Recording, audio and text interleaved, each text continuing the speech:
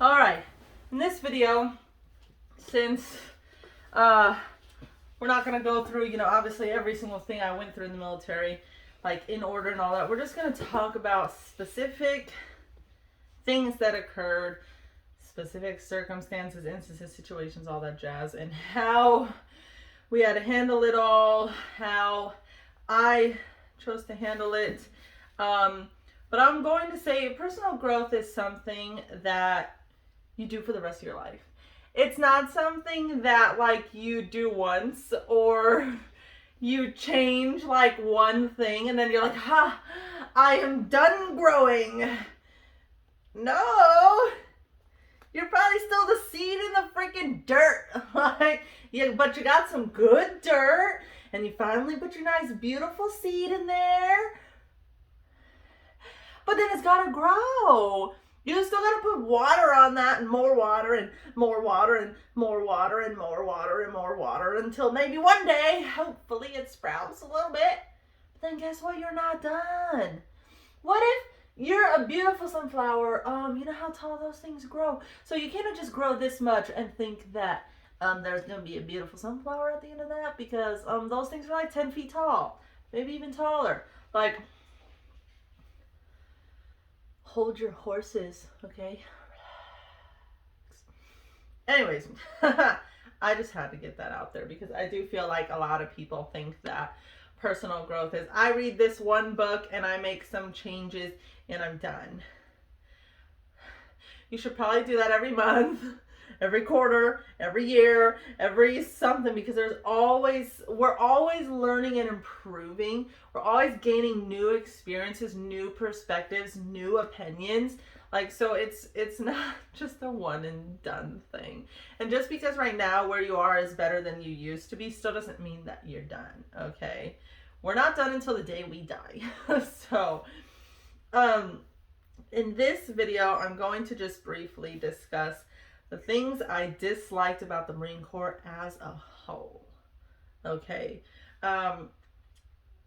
When I got to the fleet, I thought it was going to be like boot camp, right? Like, I thought we were going to be constantly being like screamed at, like in the freaking boot camp. And I thought that we were, always at parade rest. I thought that we were always I just thought that that's how the fleet was going to be as well. Obviously not to that extreme because we have a job, like we work, but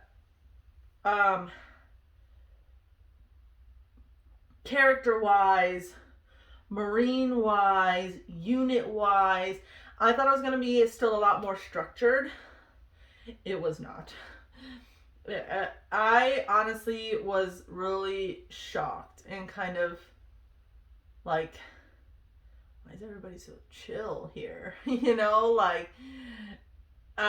was weird. I was a PFC when I first arrived. I picked up Lance at the end of the year. So I was a Lance Corporal before I had been in the Marine Corps for a year. So had I passed my PFT and all that after surgery, before surgery, whatever, I would have picked up Sergeant. But yeah, we just picked up Corporal really fast and everything. But with all the surgeries and stuff, I just wasn't able to pick up the next rank, which is, it's fine. I'm not in anymore, so I don't care. But so it really threw me off of how unstructured the organization was. And when you think military, that's like what everybody thinks. Very structured, very strict, very organized. No. Not even close, okay? People that joined the military prior to 2012, we'll say, if you would have seen the way the military was when I joined, you would have been appalled at the things that were going on. You probably would have been ashamed to call yourself a Marine at the time. It was, oh my gosh, because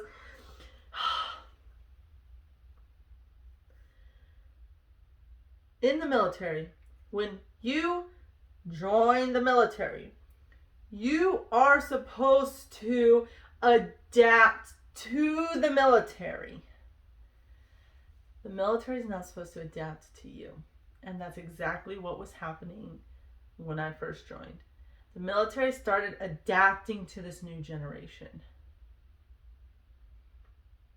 You know how many people cried when they got yelled at? People that just got to the unit out of boot camp. How are you crying, getting yelled at when you just left boot camp and getting screamed at 24/7? Like,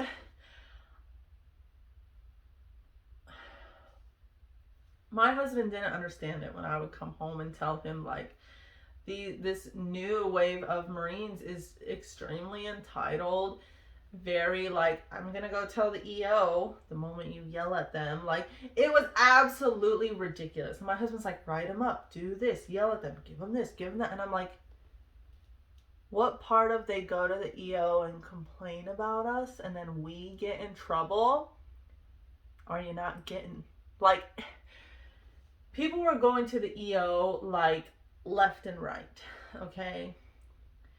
Now, I had went to the EO once, but it was under different circumstances, okay? Which we're not going to get into right now. But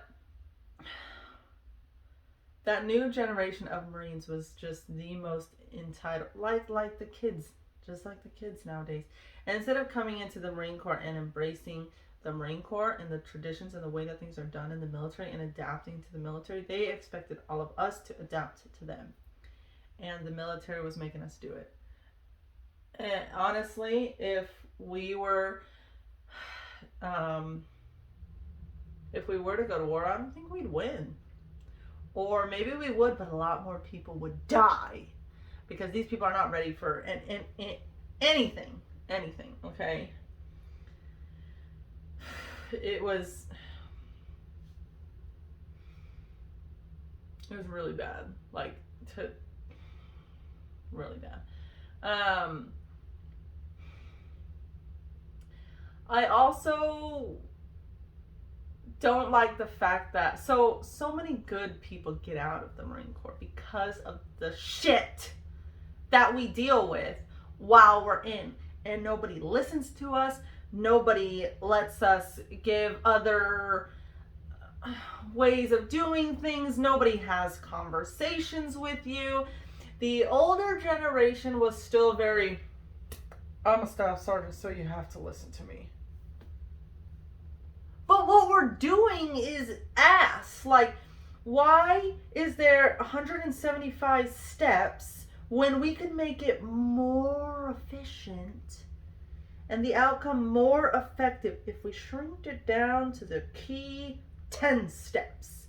But they don't want to hear it because they were a staff sergeant. They made the 175 step procedure, and there's no way that a corporal can be smarter than them. So we're not going to shrink it down to this more effective plan that the corporal has because I'm a staff sergeant and I created this other plan. So the corporals can't be better. What? Like it blew my mind how many things we could have done differently, but the leadership above us wouldn't allow it because this is the way we've always done it. Okay, if this is the way you've always done it for the last 200 and whatever years, maybe we should change some things. Hello, it's at that point 2018, 2017, like, let's get with the freaking program, okay? And the crazy thing is, we eventually got a chief warrant officer who was all into technology and stuff and all into changing a whole bunch of stuff. But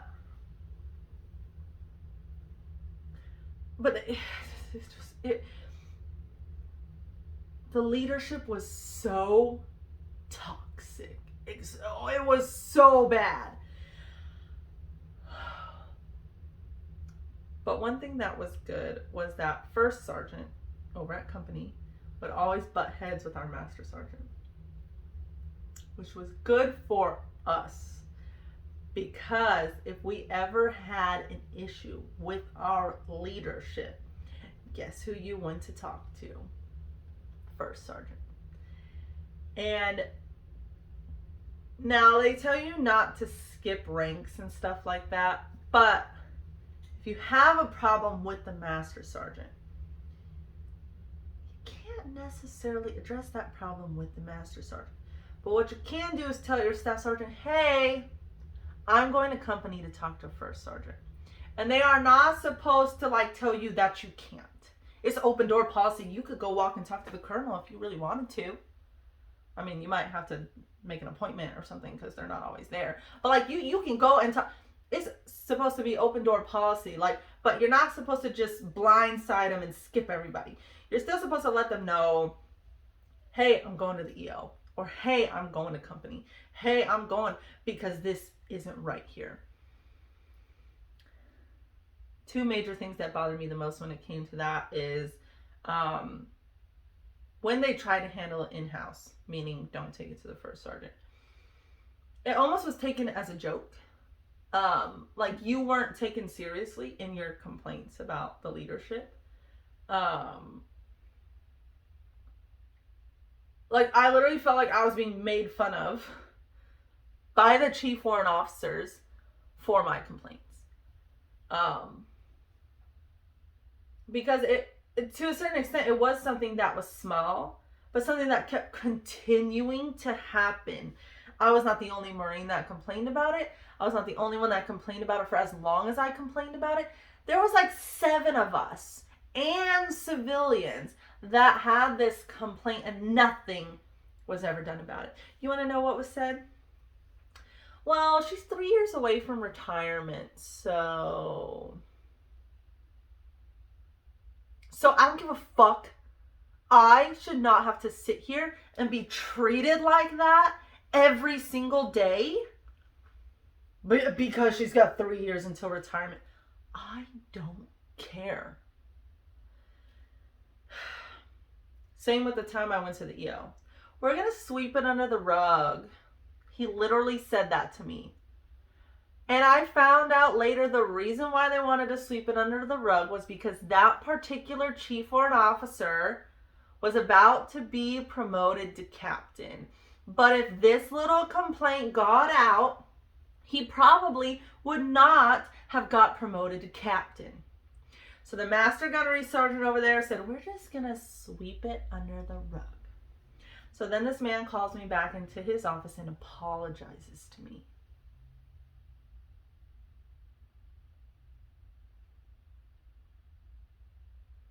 Thanks. The fuck?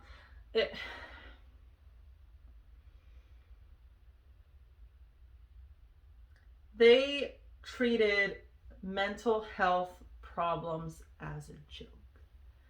They didn't take mental health problems seriously. If you went to mental health or you told them you wanted to go to mental health,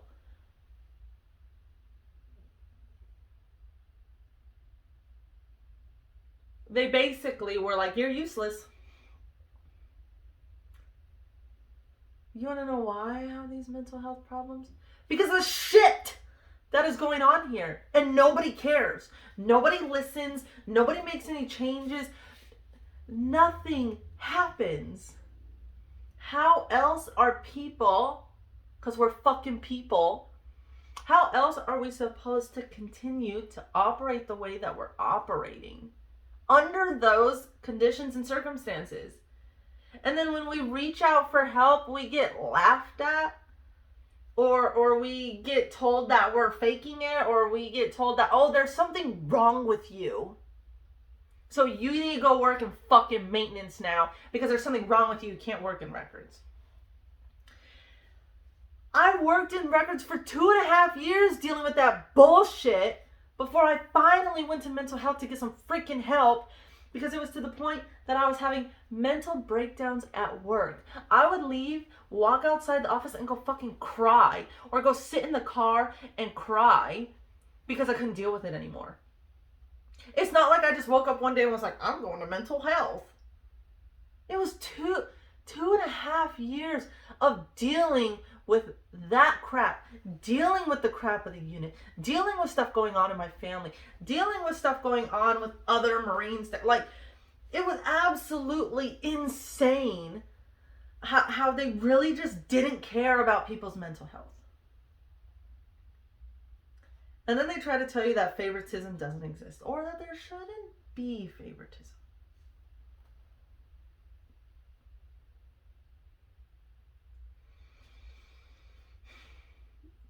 That's the biggest lie I've ever heard in my life.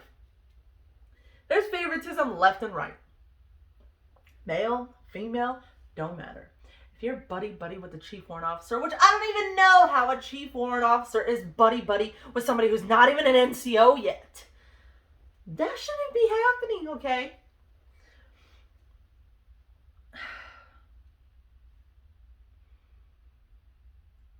The reason why I had that issue with that chief warrant officer was because of favoritism.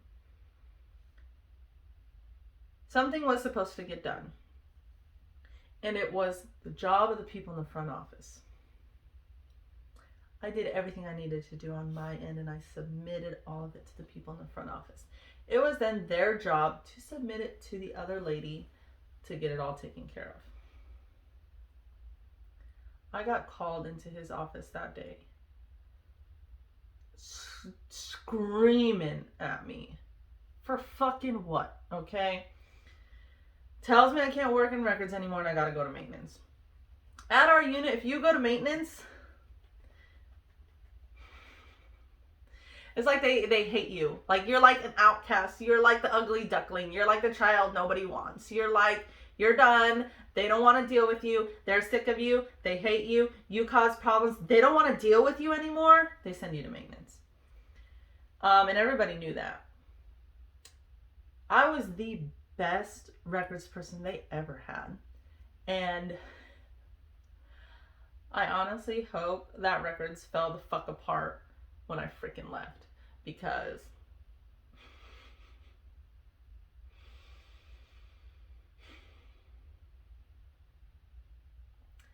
and when I explained to him everything that happened and the fact that I gave it to the front office and all that, but the fact that he's a buddy, like best fucking friends with the kid in the front office, it was all my fault somehow. They had to blame me instead of him because he was going up for meritorious board to get freaking promoted. For doing what? He works in the front office. You know what front office people do? They write up the phone log.